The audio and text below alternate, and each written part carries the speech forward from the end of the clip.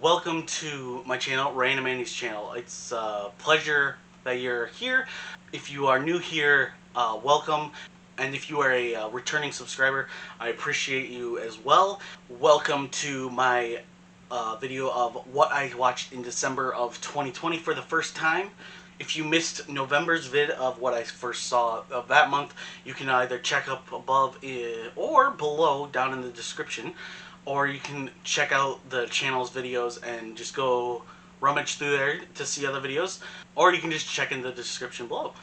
And before we get into the video, make sure you click the like button, comment down below what you saw, or if you want to wait till after the video of what you saw and want to tell me that we saw the same thing for the first time, or if there was anything interesting that maybe you saw in this video that maybe you want to see for the first time or add to your watch list. I greatly appreciate you guys being here, and let's get into what I saw for the first time in December of 2020. And what I saw for the first time in December was Three Colors Blue, a very popular trilogy called the Three Colors Trilogy. This one is blue. There's also red and white in the trilogy, but this one, I feel like could have been a little bit. I guess I had high expectations, I could say. It's basically about a woman haunted by her grief after living through a tragic auto wreck that claimed the life of her composer husband and young daughter, and she's going through this whole process of that. And it's a nice little film, but I think I had a little high expectations for this, so it was good. I would recommend it, but I feel like I might need to rewatch it just to say, hey, you know what, it's worth it. So I would give it a good 7.4. And then we have The Letter from all the way from 1940, starring Bette Davis. This one, oh man, the opening to this movie was just amazing. I felt it was very Hitchcockian. You got William Wyler directing, and it's about a woman who shoots a man to death, and she gets a letter where it raises suspicions of what she claimed about the man who she shot, and it's very intriguing. I highly recommend this. And then what we have is Mank. You can actually go up into the description down below and find my review of Mank. I absolutely love this movie. And so with Mank, you can check out in the description below of the review. And then up next was, since it was Christmas, I decided to watch The Christmas Chronicles Part 2, directed by Chris Columbus. It's actually not as good as the first one. It's fine, but the first one is just, I feel like it could be a classic, but for this one, it's like really worth it for watching Kurt Russell. It's amazing. Like, he becomes Santa Claus. It's really, really good. It's for the first one, but the second one, not as good. It's still worth watching. I give it a 7.2 out of 10. And then I saw Mulan for the first time in December. I didn't actually watch when it first came out back in whenever it came out on Disney Plus. But I don't know. It's just not that great. It's okay. What's cool is I can't remember his name. Jason Scott Lee. I'm a huge fan of him from one of my favorite films from the 90s of Disney, The Jungle Book, and it was cool seeing him as the villain. But this movie, maybe 5.7, 5.8. It's just not that great. And then finally, I saw Tenet by Christopher Nolan. It's definitely not one of his best outings, but it's good either way. I heard a lot of the complaints about it being about the sound, where you could barely hear people talking, and I would agree to that with the way I saw it here in my setup in my room. But I'd give it a good maybe probably good between 7.8 and an 8.2 out of 10. So I recommend this. It's if you haven't seen it, go watch it. Then you know. And then I was highly anticipating this one called The Prom from Netflix. I'm a sucker for musicals, and I liked it at first, and then as time progressed, and just thinking about it more and more, I was just like, I was just kidding myself. Like I had it as like an 8 when I first saw it, and now it's more like a 6.5 out of 10. It's just like the songs are fun, but like I don't know how to describe it. It's just like it just felt after watching it and thinking about it, it's just like yeah, it's okay. I could compare it to Hairspray. It's like this generation's Hairspray, but I mean if that's what you want me to describe it as, to help you guys out if you want to see it. So, which I doubt after giving my rating for it, but nah. And then we have The Old Guard with Charlize Theron. It's another Netflix film. It's a fun action flick. I felt it was a little cliche. You got mercenaries and guys, with these powers that they've had for generations, and kind of like the Wolverine with the self healing and all that kind of stuff. But it's fine. Um, it's probably a good, probably 6.8 to 7.2 again. But I definitely recommend this over The Prom. It's fun. It's a fun watch. And then next we have the little anime film Spirited Away. I'm not a huge fan of anime, but with Mayo Hayazaki, I believe that's how you say his name. Um, he's a really good animated anime director. I actually recommend this. It's like a good 7.8. It's a beautiful little tale. It's a beautiful film. I really recommend it. And then on the next one we have for December is Scoob. This one, it was very disappointing. It really was. Like the first 10 minutes, it's fun to watch. You got, all the gang and all that kind of stuff. And it's just like, and then it just goes downhill after that. It's like, I don't know what happened. Like, I was expecting something different and got something else. And I guess I could say maybe 6.2 between a 6.5 out of 10. It's just not that great. It's really disappointing. I do not recommend it. But it was frustrating watching it. It was like at times I would just look down at my phone and just fiddle with my phone. It was just probably one of the biggest disappointments of 2020. And then we have The Lodgers, a story of the London fog, directed by Alfred Hitchcock. It's actually one of Alfred Hitchcock's first movies. It's actually a silent film as well, and it was a good, fun watch. It's probably a good 7.3 out of 10. Yeah, if you're into watching Alfred Hitchcock like me and a big fan, like, hey, go ahead and watch it. It's definitely something worth watching in his filmography. So. And then we have the 1949 version of The Little Women. This is one of the 4 main versions of The Little Women. And I would say it's probably my least favorite of the 4 main Little Womens. Probably a good 7.4 out of 10. I recommend watching it, just to see it, but I was a little bit disappointed with it because I guess I'm a huge fan of the 2019 version, and I'm kind of spoiled with that, but it was good. It was good, but it's my least favorite of the 4 main Little Womens. And then we have Humphrey Bogart's Key Largo from 1948. I'm a big fan of these older movies, if you can tell. Like going back to my DVD collection video or my what I watched for the first time in November. But Key Largo, it's a good film noir. It's good 7.5 out of 10. You know, you can't go wrong with Humphrey Bogart. So, and then a Christmas movie that somebody recommended me on somewhere. I can't remember.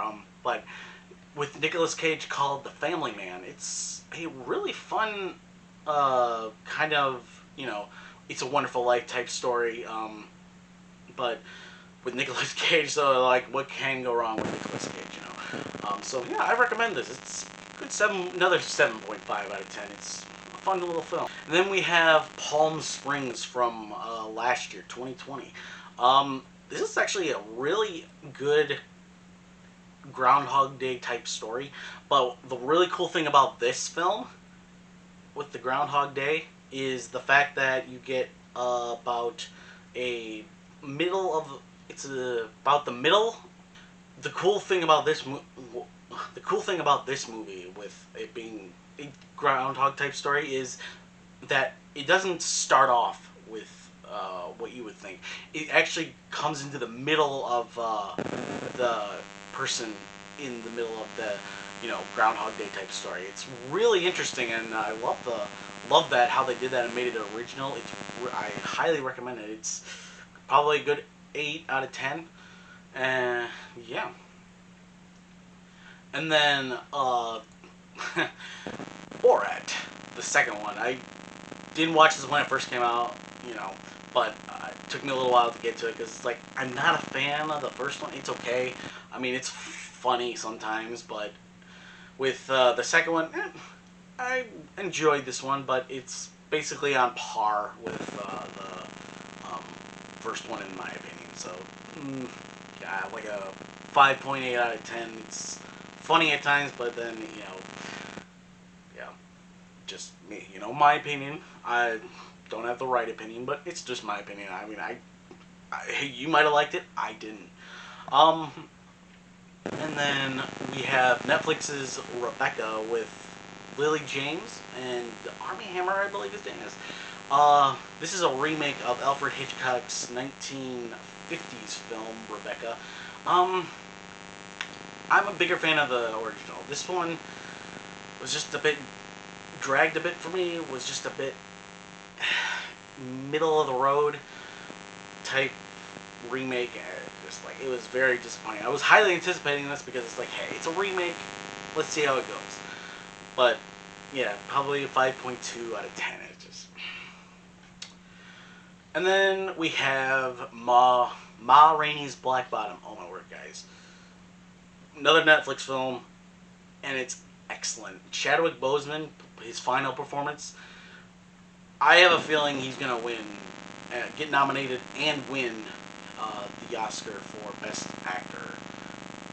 His performance was just emotional. It was just emotional to watch, and if this film had just concentrated on his character, this film would be a whole lot better. But it was still great. It's a good 8.4 out of 10. It's excellent. And then we have a very traumatizing film called The Boy in the Striped Pajamas. I won't say why it's kind of traumatizing, but it's a good film nonetheless. Basically, a kid who has a Nazi for a father. They move to a new house, and not far from the backyard of their house is a concentration camp. And the boy befriends a kid, one of the Jewish kids from behind the fence, and this movie, my guys, it's just, I highly recommend it, at least to watch once. It's not a movie you would ever want to watch, more than one time, but it's worth watching one time. And it's a good, for me, it's like a good 8.2 out of 10. It's good. And then we have Wonder Woman 1984. I actually got to see this in the theater when, because I live in Michigan, our theaters are always closed, because of the pandemic and all that kind of stuff. But our theaters finally opened, and I was able to see this with a friend and my sister in IMAX. And I will say it was not the best movie to go back to for the first time since watching a movie in March, which was the last time I had seen a movie. in the theater before all the theaters closed. But Wonder Woman 1984, for me, I was not a fan. Um, it just felt convoluted. There was a lot of things that didn't make sense. There was a lot of things that, for me, were rushed.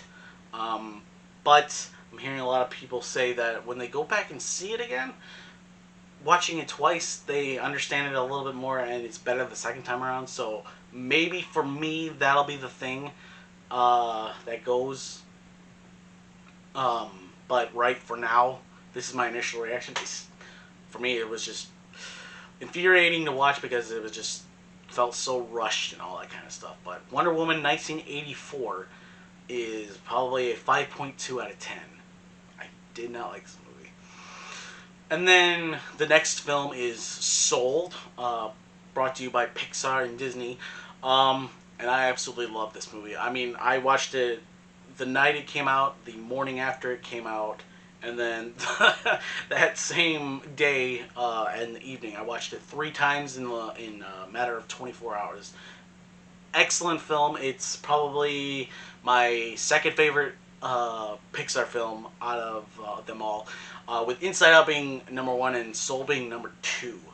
This movie I absolutely love. It's an excellent, well-made movie, and it's probably a 9.8 out of 10 for me.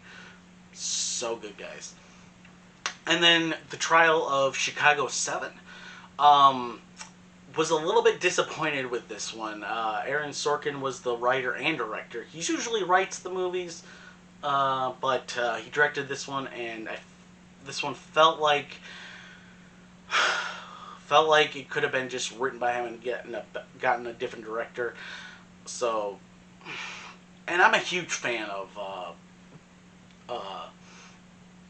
courtroom drama. I'm a huge fan of courtroom dramas, and this was rather disappointing, but it was still good nonetheless, but not as good as I was hoping. So it was like a good 7.4 out of 10 for me. It's just, I was rather disappointed. And then the next one I saw was called I'm Thinking of Ending Things. This movie was interesting. I liked it. It started out as I liked it, and I loved like the car situation with them talking all the time and whatever. I'm a huge fan of like movies where they're in one setting and they're just talking for a while. Excellent, but the payoff, you really need a good payoff, and for me the payoff was just rather weird, and I guess I didn't understand it. And hey, maybe somebody down in the comments can tell me like, hey, what was the heck was that ending, but yeah.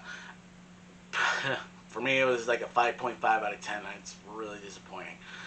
And then the second to last film of the year I saw, and in December as well, was Hugh Jackman's Bad Education. For me, the only good thing about this movie was Hugh Jackman, and he was really good at his acting and all that kind of stuff. Man, like this movie, though, just around him, is rather disappointing. I hate to trash talk bad movies, but you know what? Like more like a 5.3 out of 10. Gets like an extra 2 points for Hugh Jackman with his acting, but I was not a fan of this movie. And then the final film of December and of 2020 is a film that I am a huge fan of and fell in love with when I watched it. And I am a huge fan of Charlie Chaplin. But oh my gosh, Limelight might be one of his most underappreciated and underrated films ever. Because, like, I always hear about the Gold Rush or The Great Dictator or Modern Times, or City Lights. I rarely hear anything about this one when talking about Charlie Chaplin. And Limelight probably is one of my personal new favorites. Excuse me, of Charlie Chaplin's. Like his acting in this, probably one of his best acting performances, probably one of his best films too. And like I'll eventually, I know I'm gonna do a movie review in the future of this. It's a beautiful, beautiful film. It's I could rant and rave about it. Like, oh my word, like it's so good. And you know what? Hey, this movie gets a 10 out of 10 for me. It was like the perfect movie to end 2020 when 2020 was just not that great of a year. Oh man. So, and that was what I saw for the first time in December of 2020. And if you missed the November of 2020's first time watches, you can go and click the link above or in the description below. And if you like this enough and you would like to subscribe, I would greatly appreciate that, so you can watch future first time watch videos of coming back with next coming in February when I release my what I saw for the first time in January of 2020, and that'll be really exciting and really great to talk about. If you are a returning subscriber, I appreciate you being here, and hopefully maybe you guys saw something in this list that you would like to see or are curious about or disagree with. Put down in the comments down below whether you disagree, agree, why you think this, why you think that. It'd be greatly appreciated. And I greatly appreciate everybody being here. Stay random, guys.